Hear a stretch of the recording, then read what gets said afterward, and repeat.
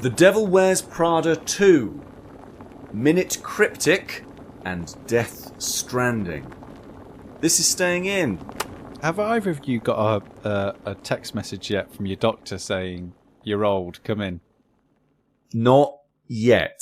No, I can't say I have some. I was told by my doctors at one point, you will get a text message or an email or something like that saying, you are old now, and, you know... It's time. It's time for the... Come on, you know what I mean? For the conversation. Yeah. The conversation? Yeah, where do babies come from? How do I put up a light fixture? Yeah, all of the conversations your doctor will have with you. Just talking briefly about the conversation, can I just do a shout out to my son's teacher in class, who, upon him going into school and announcing to all his friends and his teachers that he was going to have a baby brother, they sent him home that evening with a book called Where Do Babies Come From? He insisted that we read there and then. Well played. Well played. Well played. That is a power move. Yeah, that saved them a lot of headaches. Hasn't it?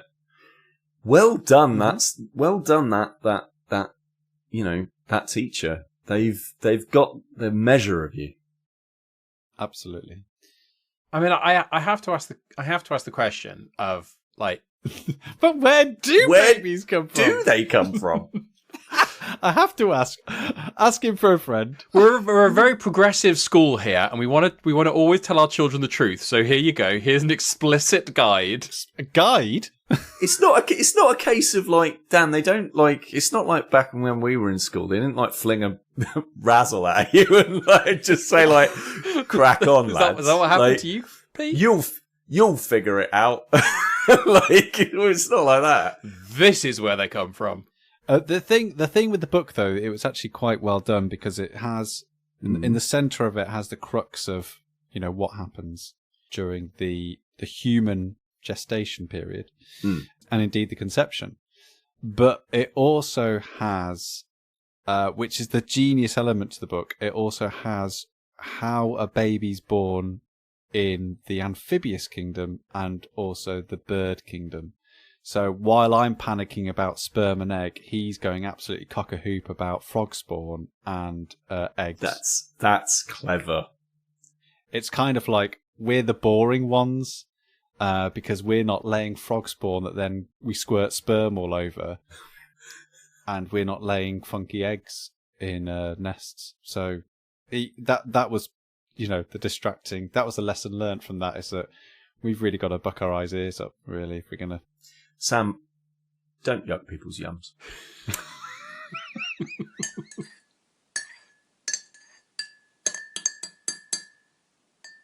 So, anyway, back on topic. Yeah. I got a message from the doc saying, come on in, you're old now. Yeah. Let's do some checks. Yeah. You excited? I mean, yeah. Yeah, I've just done my appraisal at work, so it's good timing. You're in that kind of rhythm, you know? I'm just in the, like, tell me I'm doing right. Yeah, that's good. I really appreciate feedback.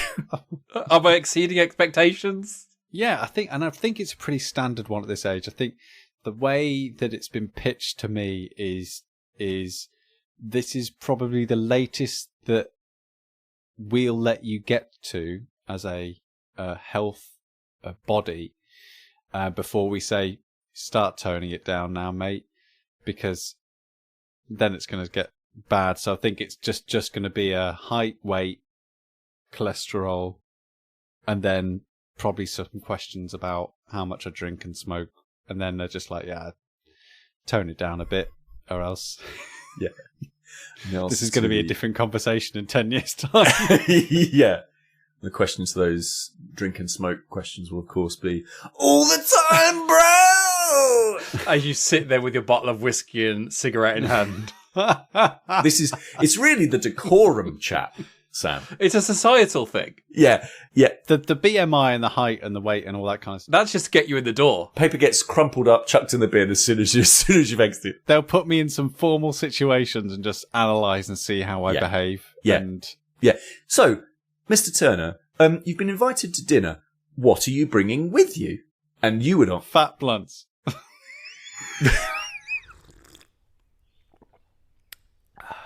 So as well as getting text messages from the NHS, my lovely doctor, see you soon, I've also been trying to learn new skills since turning 40. But you've also, I mean, you've not been 40 for very long. So, like, what was the first thing off the line? The first thing off the line was I'm going to start learning how to do cryptic crosswords. Perfect. Yeah, I think you mentioned this at one point that you'd be getting into this side of things, and I'm very excited to see how that goes. It's incredible. Like, cryptic crosswords have always been that one thing. Like, and I'm a big puzzler. I can do my Sudokus. I can do a nonogram. I can do a standard crossword, all that kind of stuff, but always veered away from the cryptic because it's just felt too difficult, too challenging, like just a bridge too far. Like, this is for the proper, the pros, the proper puzzle pros. Like, I'm just not there. But I came across, it was recommended to me, I came across this app called Minute Cryptic. And aside from anything, whether you decide from this that you're going to get into cryptic crosswords or anything like that, Minute Cryptic is just the best community-based daily app I've ever come across. So I've got, the New York Times, where I do my Wordle and my connections every morning. I got my Duolingo. I've just started Babbel as well. I was able to jump onto a Babbel subscription. Oh, nice. Is that like Babblefish? What I'm assuming what that used to be. That's the concept. That was the origin of it. And my word, when you go to Duolingo to Babbel, it's like, right, the adults walked into the room. Yeah. You're like, right. Oh no. Like, I'm actually meant to learn some stuff. The modern art is ugly? Yeah. It's, Babbel is not mucking around. No, it's not. It's like a proper adult is teaching you how to do a language. It's fantastic. And with all of those apps, like, it's brilliant, and like doing stuff daily is really, really good. And obviously, stretching, muscles and doing some sort of like classic brain training is all really good.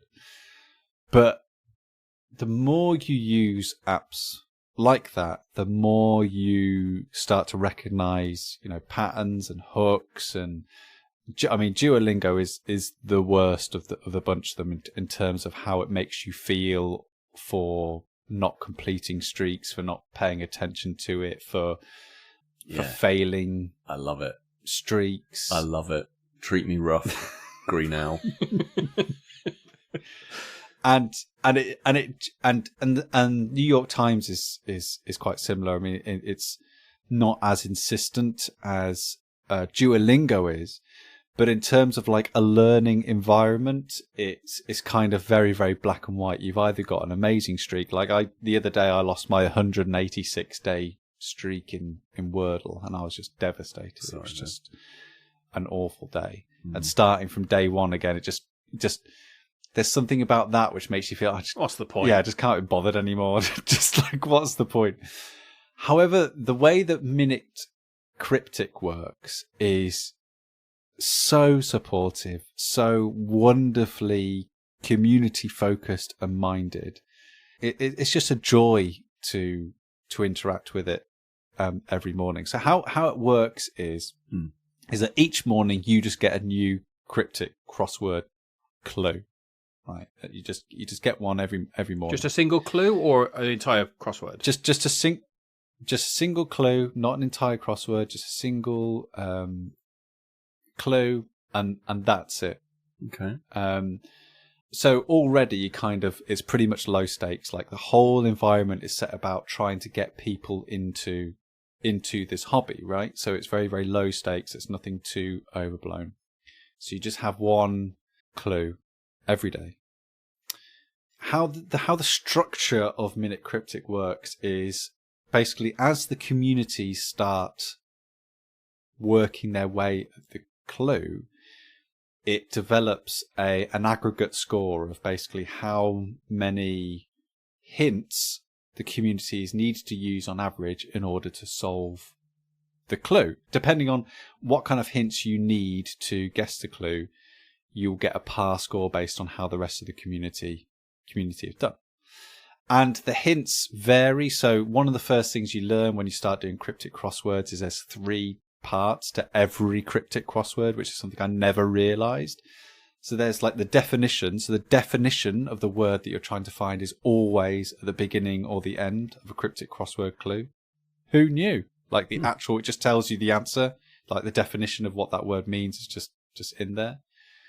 And then there's things called the fodder and indicators. So the fodder is basically words that you use to find the answer. So they're fodder. So you'll rip them apart. You'll turn them into anagrams. You'll reverse them. You'll try and spot words that span across several words. And the indicators tell you what to do with that fodder. Okay. So each of those things is a hint. That's cool. So, but the other hint is just show letter, and it will just give me the answer and say, 7 over par. Yeah. But it still keep my streak. Like my streak is not harmed at all by even just doing nice. Showing a letter. The best thing about Minute Cryptic though is, and I really don't know how they maintain this level of workload, is every single daily puzzle comes with a YouTube video of a nice man from Australia called Angus who explains to you how to solve that cryptic crossword clue. So it explains to you how he went about like figuring out what the indicators were, figuring out what the fodder was, explaining like for example, the word love in cryptic crosswords just generally means it's just one of those things that if you do lots of cryptic crosswords, if it mentions the word love, then that's just the letter O. Okay. And so he explains when things like that come up, he explains that and explains that this is what that means. And so it means that everything that you are doing in this is completely supportive and structured, and the learning is like, the hint system is structured in a way where you're always learning, right, this is what I want to do next. I kind of think this is the definition, right, I'll just check that, fantastic, yeah, I'm on the right track. And then even if you get to it and go, right, I kind of stumbled across the answer, you just watch a YouTube video and kind of figure out how they tackled it, like this cryptic crossword, like super brain. Okay, so obviously a lot of the reasons that the companies like Duolingo and I mean, even in, games like Candy Crush and just classic mobile games, the reason that they do a lot of the guilt tripping and notification stuff, I mean, we saw it in back in the glory days of Farmville and stuff like that. Hey, bug your friends on Facebook to join your farm or whatever, was to get you to do an action, right? And those actions are usually things that end up making that company money in some way. So Duolingo wants you to come back because they want you to keep playing, and they want you to keep playing because they want the free users to make enough mistakes to run out of mistakes and then be like, well, I'll just upgrade to the proper version, right? So there's lots of other things there. If they don't have that, how are they monetizing this thing? Like how does this, how do they get your money? Or is this just free and it's entirely community driven, or? So everything that I've been doing is completely free. What? So, and I'm really, really happy with that as an experience. Like I've genuinely learned a new skill. Okay. And some days I'm really, really good and don't need any hints. I just get it straight away. And sometimes I'm just completely scratching my head and blown away by the level of wordplay. There is a paid tier to this, which is about £7 a month or 70 quid a year. And all that unlocks is past clues and a little mini crossword, which again comes from a video with Angus that speaks and talks about how you crack it, how you go through it.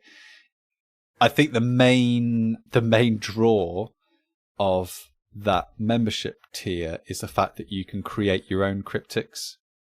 along with other members of the community and then submit them. That's cool. And then you get access to that community as well. So like most of when you're watching the videos that Angus posts on YouTube, like he talks quite often about how members submit cryptic crosswords and then they workshop them together as like a team, because it's kind of like, oh, that's good. You've got a good sort of basic sort of building blocks there. But if we just change these words around, we can work with them and make it a bit better, make it a bit sort of easier to break down. So I think that's kind of what you get. It's kind of that access into the community itself. It's like a self-generating resource then, isn't it? If the community are then pulling all that through. They create all the clues, and then all they're doing is just supporting it and doing a daily video. And the video is sometimes my favorite thing to watch, because especially if you watch it on YouTube, you get the comments like scrolling through as it's as you're playing it, and like people having the same like reaction to the clue that you did, and it's really validating to see like, oh, lots of other people are struggling, right? Yeah, struggled with that clue in the same way that I did. So it's I'd really, I always thought that cryptic crossword clues was completely out of bounds for me, but this one single app has completely changed the way that I interact with that. And in terms of like introducing a new skill and teaching it, I think it's superb. I just think here's a new skill. Let's learn it together. Downloading it now, sir. It's great. You won't regret it. I'm so busy. Whinge. Oh, I work in games. So I've been very busy, and I've been ill. So I've not had a huge amount of time to play anything. I've been reading some bits and pieces, but That's okay. I didn't really want to talk about this one, so I'll just quickly give it a bit of a shout out, because we don't often talk about these things.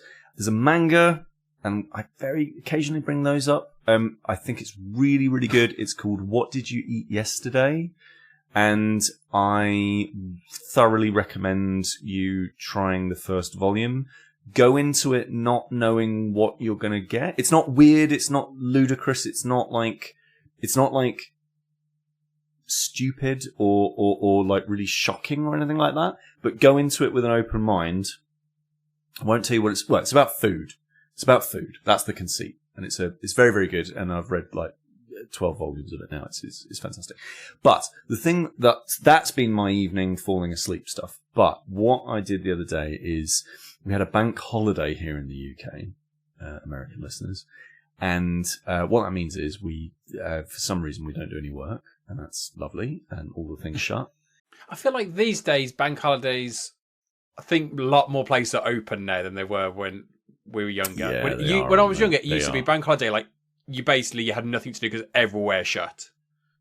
Oh, it was the same for me in Sundays. Like, Sundays were like, oh, no, you don't go into town because everything's closed in town. And now it's like, it's all fun. Yeah. It might open an hour later, but it's still there. Yeah.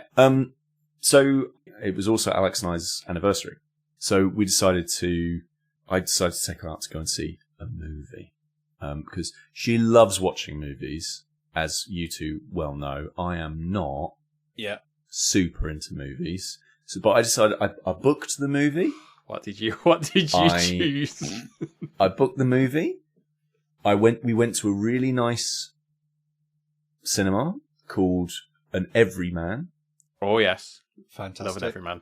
I'll be honest with you, bit of a misleading title, because it's definitely not for every man. The price of popcorn is like. Were there women there? There were. I mean, it was a predominantly women-led audience, actually, Dan. Yeah, it was. But no, the reason I say every man is because basically like £8 for a popcorn. Now you did get mixed. It was sweet and salty, and they added in M&Ms into the mix, and like sweets into the mix of the actual popcorn. So it was great. I mean, yes, that is premium, but it's not that much more premium than I would expect of a cinema. I mean, cinemas these days, they're sky high. Are they expensive? Okay, right. Well, but anyway, very nice cinema. Thoroughly recommend The Everyman in Bristol if you're ever in the area. And we were treated to The Devil Wears Prada 2. Fantastic. Okay. Which, so Alex showed me the original Devil Wears Prada, and the reason, this is not a joke, this is true, the reason is, so there's a character called Miranda, and it's played by an actress called Meryl Streep. Streep. Yeah. Many people know this already. Yeah. Is this some new up-and-comer you've discovered here, Pete? Dan, I know that she's been in movies before. I've seen her in other things. She has been at least one. Yeah. So she plays this character called Miranda, who's a bit of a nightmare boss in the first one. And the reason that Alex wanted to show me the original movie is she said, you will really click with Miranda. She thinks in the way that you think. That's not a good thing. I don't know.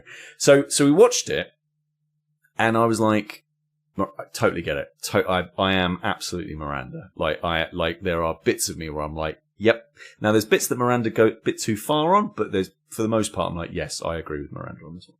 So anyway, we watched that movie, and the first one I enjoyed well enough, right? Like for me, it's like a 7 out of 10 video game, right? You go, yeah, that was fun. Like I enjoyed that well enough. Like, is it super memorable? No. Was it well acted and well shot and all that sort of stuff? Yeah, absolutely. It's a 7 out of 10 AAA game. It's like you expect certain levels of polish for that experience, right? But it's not going to set the world on fire. I thought it was a perfectly good movie, and clearly it did well enough to warrant a sequel, right?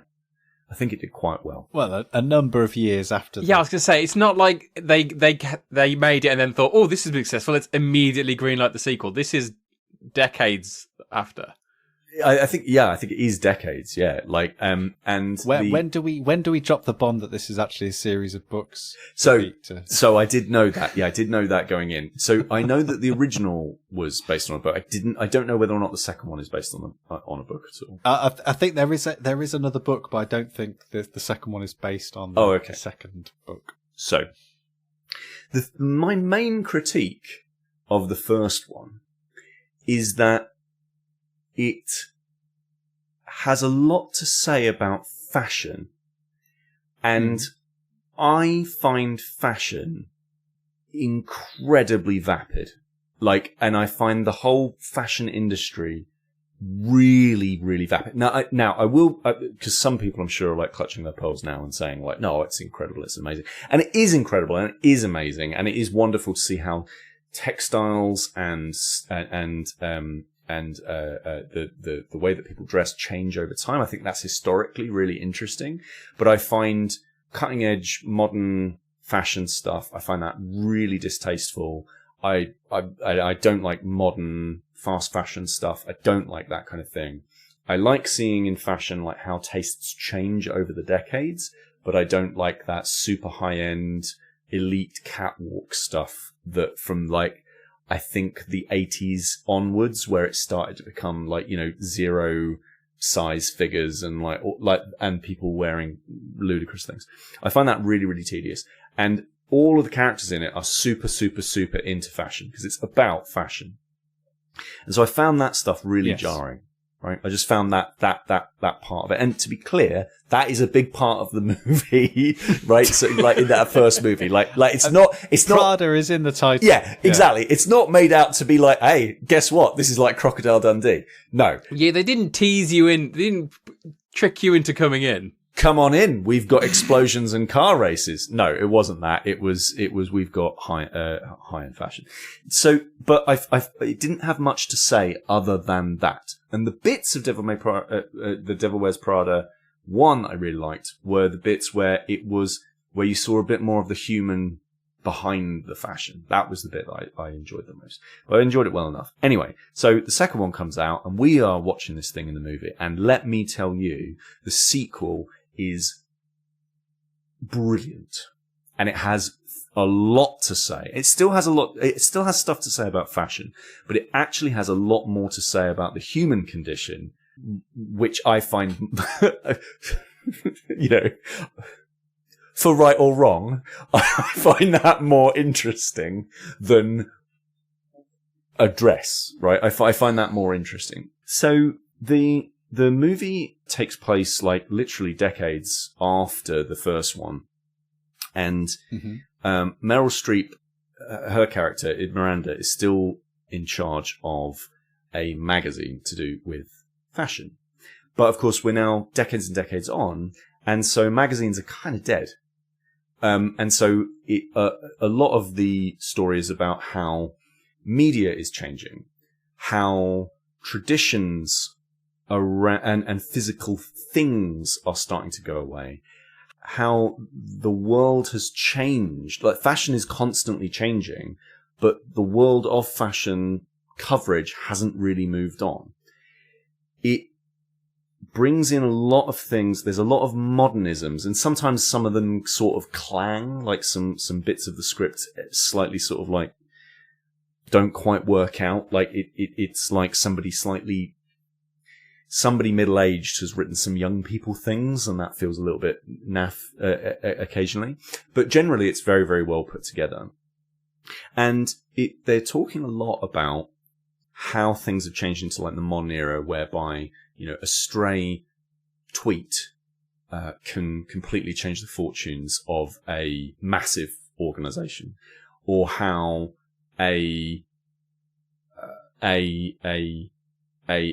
how media brands have twisted to become something that they kind of aren't, that they're not really necessarily vision makers. They're more sort of observing the trends to some extent. And I find that, as somebody who used to work in media, really, really interesting as well, that they're struggling with this thing. There's also a lot of talk.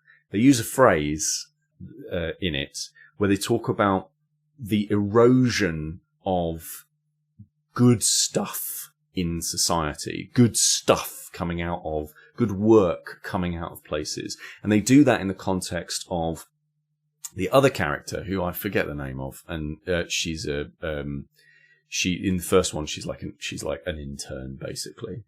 I'm sure she's played by somebody quite famous. The Anne Hathaway character, I'm assuming. Anne Hathaway, I'm assuming, is she would be, the main character. Is she the main character? Okay, right, yeah. So her, she has been working in a proper media outlet, proper hard journalism place, and that whole thing changes massively from underneath her, and she sort of gives this speech about how some things are worth preserving, some things are worth doing, some things are worth not eroding away the value of what something is by trying to please a shareholder, or trying to artificially inject value into a company so that you can sell it on for a larger amount of money by gutting its work population, for example. It talks, and it's brutal. Like, as somebody who works in, the modern era, having to work in the commercial side of things, like that kind, and watching what's happening in the games industry, for example, where we're seeing tons of companies do this, right? Like, and just even in tech, right? Like, Oracle, for example, just got rid of 10,000 people because they're trying to increase their stock price, essentially, right? 10,000 people's lives have been upended because basically the shareholders need to be appeased. And she talks about this, and I won't ruin the speech, partly because I can't remember it word for word, and partly because it's well worth actually seeing that speech. She talks about that so vehemently, and it sort of strikes a chord. And it's fairly early in the movie, and it's the thing that immediately made me sort of sit up and go, "Oh, this has got more to say than that first one. Okay, that's cool. I hope this continues."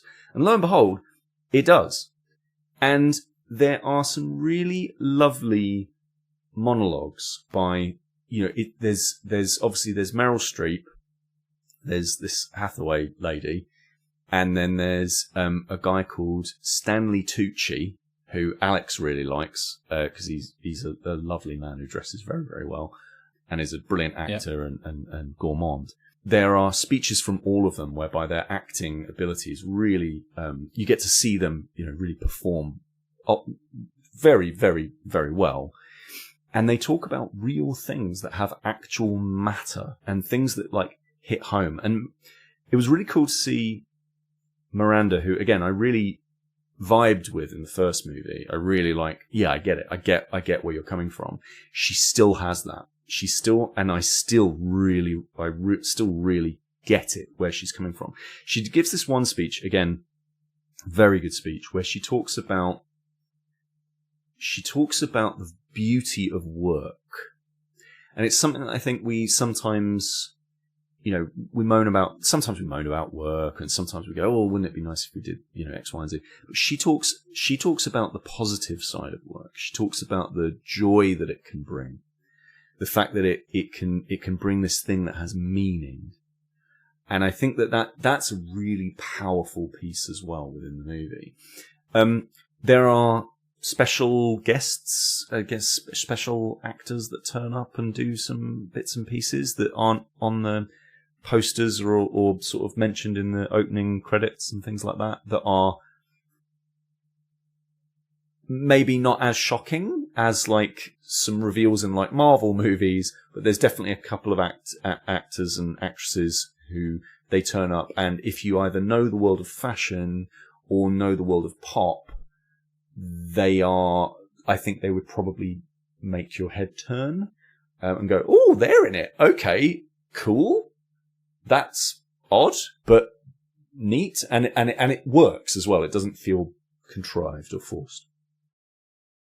I think it's interesting. You're talking about kind of the Miranda character and kind of the themes and the ideas that the characters go through in this. By the sense, I've not seen the film. I think I must have seen the original back in the day. I feel like I have, but I don't really remember it. And it's interesting that Meryl Streep has often avoided doing sequels. She's done very, very few sequels, and she's done some kind of iconic roles. I think like the only other one I can really think of was Mamma Mia, which she was barely in that, but she was in Mamma Mia too. But other than that, like these massive roles, she's never really done them. So I can understand perhaps that this seems to be something that has a message to say. And it's interesting that before we start recording, I mentioned that I watched Barbie, the Barbie movie, just the other day, and being shocked that like that film got made the way that it did, and it was allowed to be made the way that it did, and it had a point to say, and it had a message to talk about. And by the sounds of it, this is doing something similar, where it has an idea that it wants to try and get through. And I do find it interesting that obviously films have always done this. Films have always had themes and ideas to portray through, but it's been quite a long time since we were having, I think, big budget AAA style movies, like massive blockbuster movies like this is, like Barbie is, that really are trying to have this message. You do get them every now and again, but these popcorn movies that have a message to say, as opposed to what we have had perhaps for the last 10 years, which has just been action films and that kind of thing, and throw money at the screen. Dan, like it is I think when you're going through revolutionary times, and I think that we in the year of our Lord 2026 are going through revolutionary times, right? Like whereby whole systems of society and whole forms of art and whole types of media and all of these sorts of things are either massively changing, going away, being created. Like this is literally like what happens during revolutionary times, during these sorts of phases. I think you start to see more powerful art. I think you start to see things whereby creative people, if they have enough sort of clout and can convince the people who own the money to back those ideas, you see these stories get told that have important things to say about what is going on right now. And the sort of lovely dovetailing of all of this is that is kind of what the movie is about as well. It has this sense of there's this fashion stuff, and it is, in my opinion, vapid. A lot of it is very, very vapid. And in fact, there are moments actually where the second movie, you sort of, the very high-end fashion stuff is somewhat seen as ludicrous, whereas in the first movie, it wasn't seen so much as that. And Meryl Streep's character, who in the first one was very, very, very protective of fashion. In the second one, she takes a few more pot shots, and you're like, yeah, you're sort of seeing something slightly different here. But this thing that I think can be seen as fashion, which is fashion, I think something that can be seen as very surface level.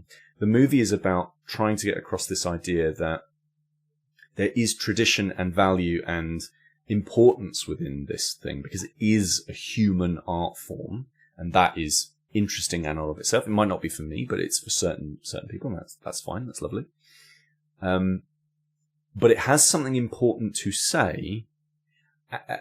Fashion has something important to say, and this movie is saying, and saying important things is important, and if we don't do that, we are in deep trouble.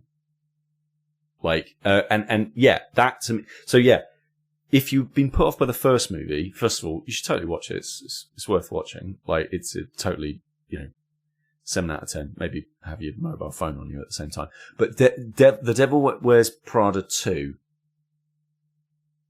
way better.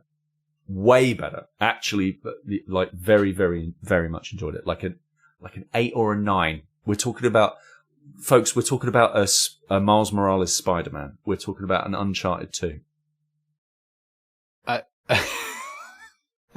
I do love when Pete talks about films, because it's completely against the run of general criticism about this film, and claiming that we're currently in a period of film which is quote unquote high art, where the highest grossing movie of the year so far is the Super Mario Galaxy movie. I'm not saying we're in a period of high art. I'm saying we're working through revolutionary times, and I think during those periods of time, you start to see pieces of art that push harder. Like, so for example, you would see something like so for example, during and I know this is a very strange tangent, but for example, during the revolutionary wars of Russia, for example, that's where you start to see pieces that come out that are really critical, that are really, and that's where we get a bunch of our stuff by Dostoevsky and all that Russian write a lot, right? I think we are starting to see that in Hollywood, because in LA they're starting to have their lunch eaten by things like AI and like all of that side of things, and I think that is forcing them to talk about, and again, it kind of gets mentioned in the movie, talk about what is valuable about the human, and the effort that humans put in to come up with excellence, rather than the slop that comes out when you reduce and minimize away for the case of profit, and however it is that you end up doing that. I'm not saying that we won't get Super Mario, another Sonic the Hedgehog movie, and it won't do gangbusters. I'm saying that we now have movies that are, I think you'll start to see a few more of these slightly harder hitting things that are mainstream. That's the other big thing. They're mainstream. They're not like some art house thing. Yeah, I think that's the point that I was saying as well. You have these movies that are mainstream, big blockbuster, making a whole bundle. There's always been lower budget, smaller movies who have got fascinating stories to tell and really can tell a story to speak to a message. Whereas it's when you have these massive Hollywood popcorn movies that are doing that same thing. And I go back to the Barbie movie because I think that did it amazingly, and I was shocked that the kind of the Hollywood machine allowed it to come out as fully formed as it was. that's, I think, what feels a little bit different in the past kind of couple of years. That it hasn't all been. I mean, Sam is suggesting that the Super Mario Galaxy movie is not high art, but I mean, but it's not all been that kind of hitting the easiest targets to make money.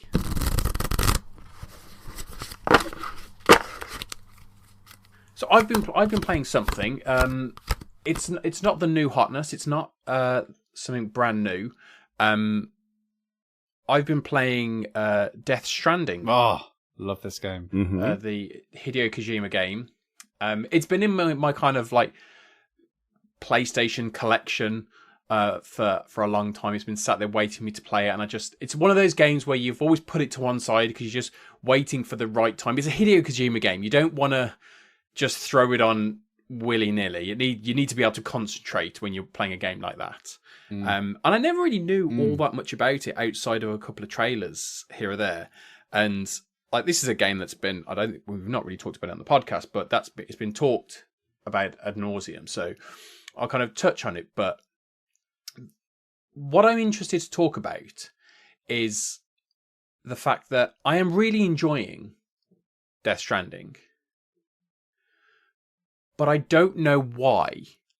Because as a game, so the idea of the game, the crux of the game is you are in this dystopian future where a certain event, as far as I've been playing, the event that has happened has not been fully explained. An event has occurred where these creatures have now kind of infected this world.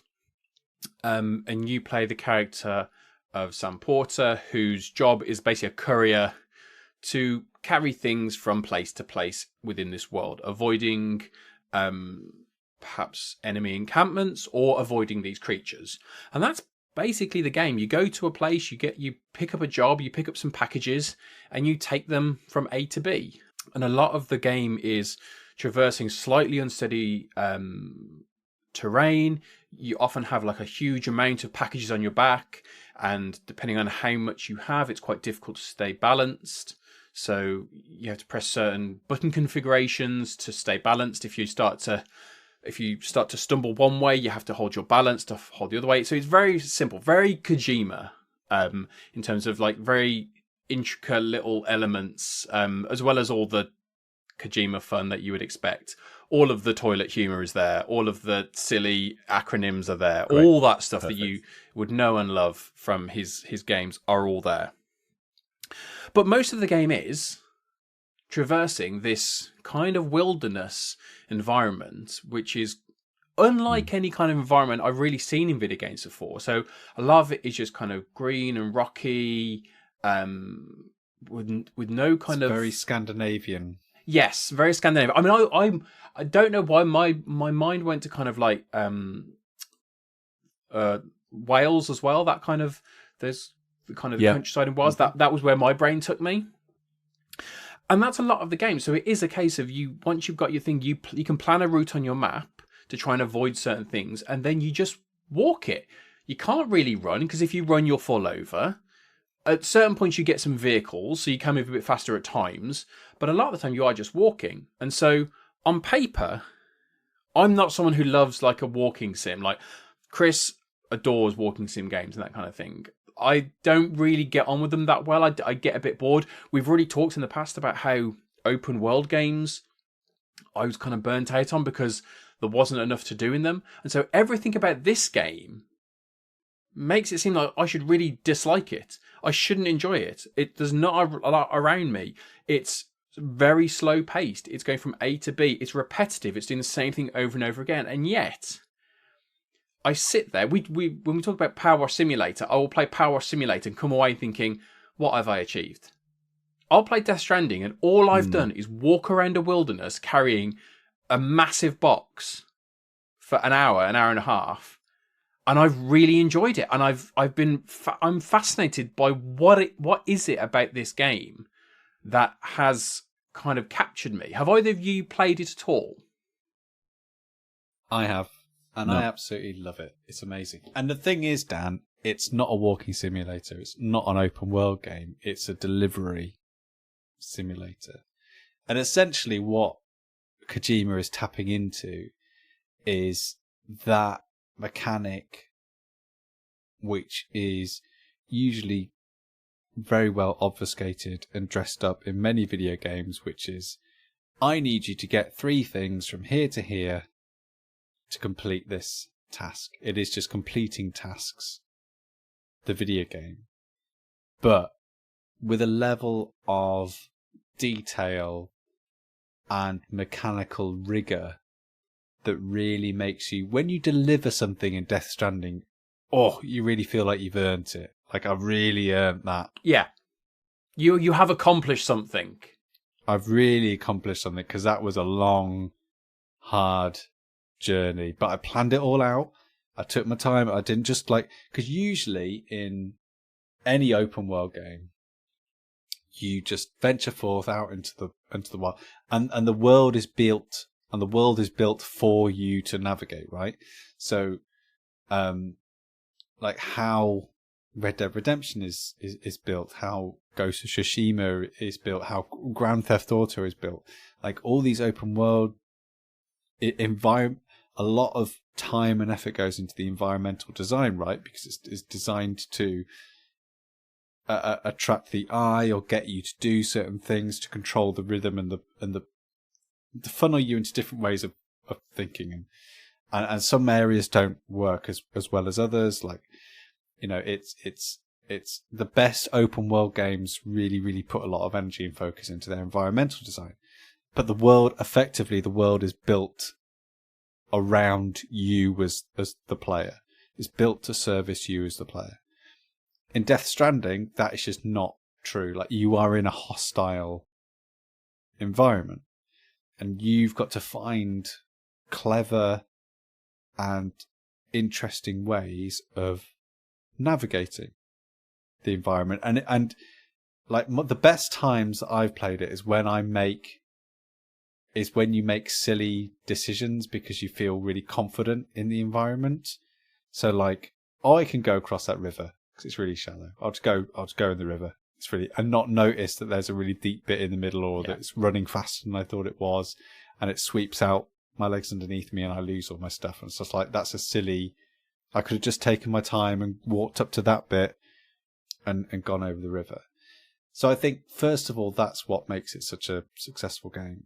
The other thing that I think makes it such a successful game is it probably is, after Sea of Thieves, it's at least in my top 10 multiplayer games that I've ever played, which is an amazing feat when you never see a single figure that you're playing online with. But the fact that the environment itself is populated by items, routes, constructions that are left by other players who have been through what you have been through, means that, in this really hostile world, which isn't built to accommodate you, someone's out there looking out for you, or at least helping you get through an environment. And I think Kojima's always said that that's the biggest accomplishment of Death Stranding, is how the community have come to define what that world is, but doing it completely in isolation of each other. And also the times when you talk about kind of people have left items and stuff, when you put an item down and then you leave it, and then later on in the game, you find out that people have have liked the fact of you've left a ladder across a river that other people have used, that other people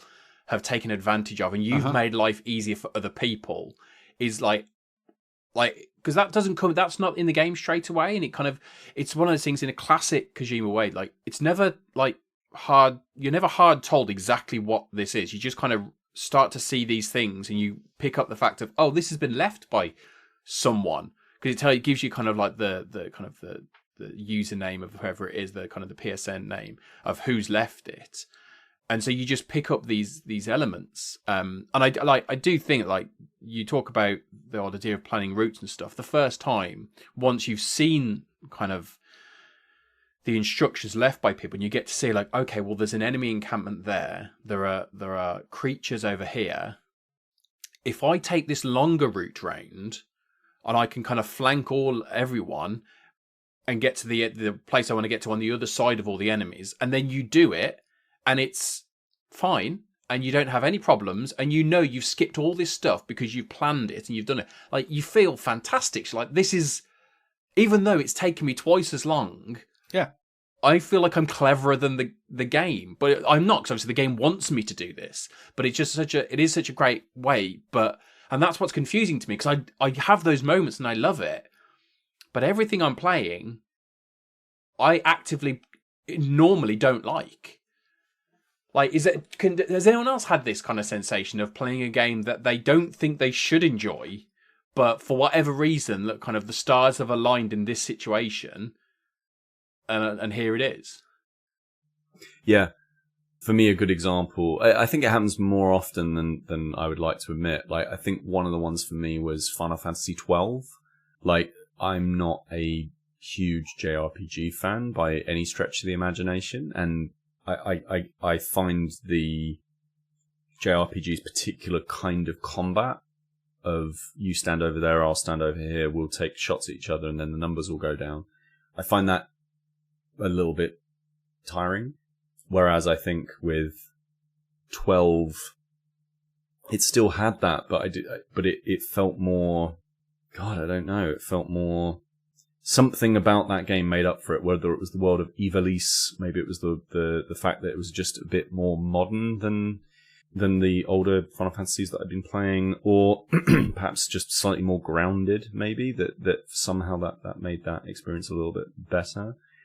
Yeah, I definitely run into some of those things, and I think the interesting thing about them is that sometimes they can become one of your favorite games. Like, they can actually become things that you have real experiences with, where you go, oh wow, yeah, this was the game that really made me understand, retro shooters, or this was the game that really made me understand why people find roguelikes interesting. For me, there was a few different elements. For one, it was, obviously I'm a huge fan of the Metal Gear games, so obviously I'm drawn to whatever Kojima's doing, but there is that feeling to, like, as the Metal Gear Solid games progressed, to me they became a little more tedious. Like, I still haven't played Phantom Pain. Like, as they went along, they like, for me, Metal Gear Solid, the original, is still the gold standard. I loved Metal Gear Solid 2. I think I need to play Metal Gear Solid 3 again, because I played it like really, really kind of far beyond that. And then again, Metal Gear Solid 4, I played really kind of far beyond that, but that was a lot of cutscenes and stuff. So his types of games evolved, and they seem to be evolving into a style of game that I wasn't really on board with. And so that's kind of was my feeling towards Death Stranding, along with the idea of it being really slow paced. And it looked boring because it's a guy. I agree. I think the screenshots look awful. Yeah. And like with like the huge block on the back, which is still, as much as I like the game, it looks ugly and is not a pleasing sight on screen, and is not kind of aesthetically pleasing to me. So all of those things, my brain says that I'm objecting to, and yet kind of my heart is saying I'm really enjoying this. And I can't, like, I just want to do, you know what? I do just want to do one more mission. I do just want to do one more mission. You know what? I'm actually not too far away from the engineer, and I do have these books that he wants, so I'm just going to just pop over there and do it. Or there's something I've been trying to do, and I'm trying to get a toolbox out of a high-risk place, and I've not been able to do it, so let's try and go around the other way and try and go in a different direction and see if I can do it then. So it's always that little bit, those like breadcrumbs, like, yes, just a little bit more, just a little bit more. We talked before about Ghost of Tsushima. I bounced off that. I thought it looked beautiful, but I was kind of like, this isn't jiving with me. This is not really working for me at all.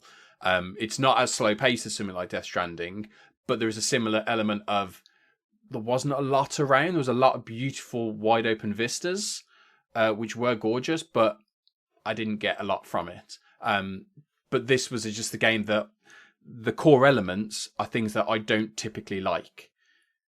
And yet the sum of the parts in this environment and this game itself works, which I found fascinating, that for some reason, this little combination of ideas and techniques and execution has worked for me.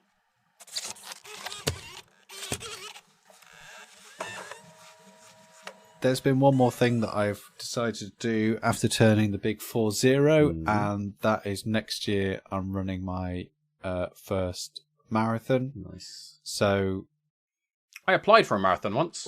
you applied for it, well, like a job. Yeah. I applied to do the London Marathon. Okay. Yeah. Because you have to apply for the London Marathon. You would I always assumed if you want to do the London Marathon, you just do it. But no, you do have to apply for it. You have to pay for it and all that jazz. And I was going to do it with my sister-in-law and my brother-in-law. We didn't get in.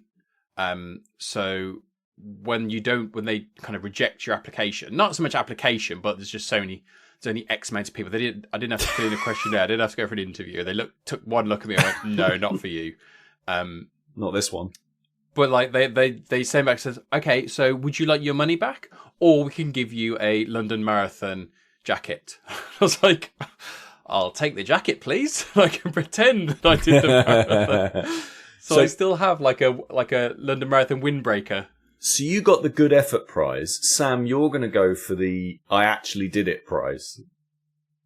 Well, I don't know yet. Okay. So next year is either going to be the Manchester Marathon or the London Marathon. I'm definitely doing the Manchester Marathon. That's April next year. And then I'm in the ballot for the London Marathon. I paid to get in the ballot twice. Double my chances. It's just me and a million other people. Well, 1.3 million other people. For 50,000 spaces or whatever it is. And if I don't get in, I lose the 50 quid. But I get a running vest, which I'm told by the people who run London Marathon is worth over 100 quid. So as someone who got a windbreaker from that, I don't think it was. I think I overpaid. Let's say. Well, I'm in the market for a new running vest anyway, so I thought either way, I'm whatever. It's fine. And yes, so then the first marathon next year. Wow. So should be impressive. Fun. I'm very impressed.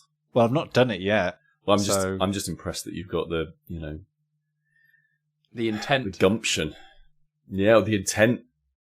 Listener, if you have any suggestions for how Sam can survive a marathon, maybe you've done a marathon, then get in touch, stayinginpod@gmail.com. Or new things to start when you're 40. Right. Yeah. Well, like me and Pete might take some of them, but we'll just pass most of them on to Sam. Yeah, mostly going to Sam. Yeah. So, cryptic crosswords. Yeah. Done. Learning how to use a petrol lawnmower. Yeah. Signing up for a marathon. Yeah. It's all kicking off. It's all kicking off. So, listener, if you turned 40 at some point and had one of those things, let us know.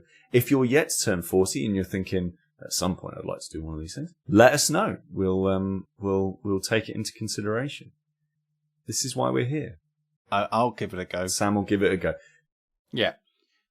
Whatever you suggest, we promise that Sam will give it a go. Yeah. If bathroom walls have told me anything, it's that Sam will give it a go. So, you can also find, if you don't want to email us, that's also totally reasonable. Feel free to leave us a glowing review on wherever it is that you got this podcast, or leave us a comment and a subscribe if you're listening to this on YouTube. I think you meant to. Yeah? I don't know. Or don't. It's totally up to you. Come and find us on Instagram. That's where we post nice pictures of things. We like that, @StayingInPod. You can also find our Facebook page if you want to get little updates every now and again from there too. You'll also see all the photos on Facebook, because I think we auto post across both of those things. You can also find all the games that we've ever talked about because we talked about Death Stranding today. You can find all the games we've ever talked about over on our Steam curator page, and you can give that a little follow, and that means that all of our recommendations will get injected into your version of Steam. So if you're browsing on Steam, you'll see like, hey, these four fools, they once said they like this thing. Cool, maybe I'll give it a go. So you can do that. And if you aren't up for that, we haven't talked about any board games today, but over on BGG, you can find all of our podcasts there as well that also talk about which board games we've covered in the past. And so if you're looking for a cool new thing, you can find that there. We'll probably talk about board games next time, or maybe the time after that. We'll talk about all sorts of stuff. That's one of the problems with this podcast, lads, isn't it? We haven't really actually decided on what it is that we sort of... There's no easy, clean... We talk about this. We talk about stuff you enjoy while staying in. Yeah. Marathons or something. Yeah, except for marathons and going to the cinema. Hey, we talked about applying for a marathon. But you're inside in the cinema. That's true. You have to be inside to apply for a marathon, and you are inside when you watch a movie. So we're still technically just about getting away with it. So we're fine. We're totally on brand. And I'm pretty sure that once I complete the marathon, my first thought was, I should have stayed in. Yeah. And then you'll be staying in for quite a long time. Yeah, true. And you can find all of this stuff, including Chris's Spotify playlist link. You can find all this stuff in the description wherever you're listening to this. So if you're listening to us on a podcast app, there'll be a description somewhere. You can find all the links to all the stuff that we've covered, including if we cover a movie, we'll link to a trailer. If we cover a board game, we'll link to their website where you can find it and find out more. If we link to a game, same thing there. That's all in the description, the show notes, if you ever want to see that stuff. Yep, and there'll be something banging from the Devil Wears Prada 2 soundtrack on there. And, that's the other great thing about Death Stranding, Dan. The music is really good. Oh, it's so good. Yeah. So there you go. So that's the other thing that makes it pretty stand out. Yeah. Pretty special. So I think that's everything, chaps. I think it is. Right. Take care.